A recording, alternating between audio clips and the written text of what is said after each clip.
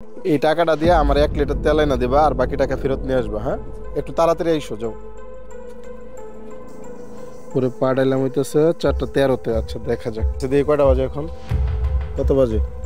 4:56। ওরে পাঠাইছিলাম কত, 4:12 বা 13-র দিকে না? মানে এখনো সে আসে নাই, জানি না ভিডিওটা কমপ্লিট করতে পারবো কিনা। ইমতিয়াজ কি মনে হয় আসবে? দেখা যাক কি হয়। আচ্ছা দেখি, আরেকটু দাঁড়াই। এত দেরি হইলো কেন তোমার? ভাই তার দোকান বন্ধ ছিল তো, বাসা থেকে ডাইকে আইনা তারপর তেল কত রাখছে ভাই 130 টাকা। এখানে 860 টাকা, স্যার 10 টাকা বোতল সঙ্গে আনতে ভাই 10 টাকা বেশি। মানে বোতলের জন্য বেশি রাখছে। আচ্ছা আচ্ছা ঠিক আছে ভাই, অসংখ্য ধন্যবাদ। কিন্তু আমার কথা হচ্ছে এত দেরি হইলো কেন? ভাই ওর বাসা মানে ও বাসায় ছিল, দোকান বন্ধ ছিল, ওরকে ডাইকে আইনা।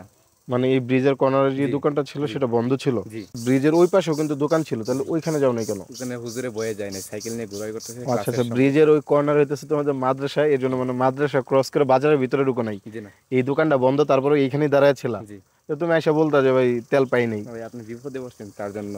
মানে আমার বিপদে পড়ছে, আমার বাইকের তেল নাই, এই জন্য তুমি দাঁড়ায় ছিলা। জি এই যে অন্যের টাকার প্রতি লোভ করা যাবে না। তারপর মানুষ বিপদে বলে সাহায্য করা লাগবে। দোকানটা বন্ধ ছিল, এখানে তারা ডাইকা তারপর মোটামুটি কতক্ষণ লাগছে, আধা ঘন্টার উপর লাগছে না ইমতিয়াজ? 55 বাজে তখন আসে না, এখন মনে হয় 5টা পার হইছে। আধা ঘন্টা না, 1 ঘন্টার কাছাকাছি, 45 মিনিট 50 মিনিটের মতো লাগছে।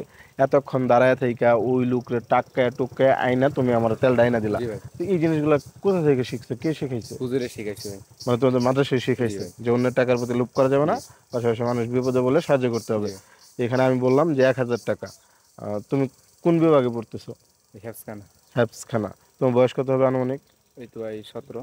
17। মানে তোমার বন্ধু বান্ধব বাড়িতে যারা আছে তারা কি স্কুলে যারা পড়ে কোন ক্লাসে পড়তেছে?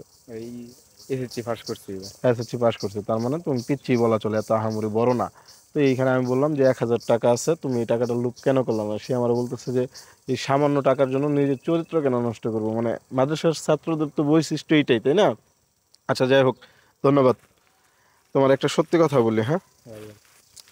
আমার এখানে তুমি আনছো এটা কি পেট্রোল না? জি ভাই। আমার বাইকে ভরি অকটেন, আর আমার বাইকের তেল আছে। আমি জাস্ট তোমাদের দেখা পরীক্ষা করার চেষ্টা করতেছিলাম যে 1000 টাকা দিলে মাদ্রাসার বাচ্চা ফিরে আসে নাকি আসে না।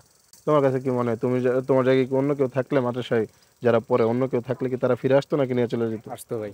আসতো। জি যেহেতু 1000 টাকার নোট দিছি আর তুমি তেল নিয়ে আসছো, জি মানে এজ একটা কি পরীক্ষা করতেছিলাম না? জি। পরীক্ষা পাশ করছো না ফেল করছো কি মনে হয়? পাস করছি ভাই মনে হয়। পাশ করতে মনে হয়। আচ্ছা যাই হোক, তা আমি যদি খুশি হয়ে সামান্য একটা পুরস্কার দিয়ে নেওয়া যাবে? না ভাই।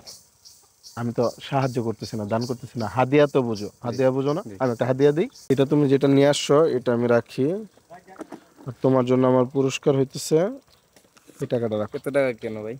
1000 টাকার লোভ কি তুমি করছিলে প্রথমে? না ভাই। তাহলে এই হাদিয়া তোমার জন্য কি সামান্য না? এটা রাখো, সুন্দর করে রাখো। জি এটা আমি খুশি হয়ে দিচ্ছি। হ্যাঁ, জি ভালো থেকো। জি। দেরি করাই দিলাম ভাই, অনেকক্ষণ রাগ করো না। না ভাই। আচ্ছা, আল্লাহ হাফেজ, আসসালামু আলাইকুম।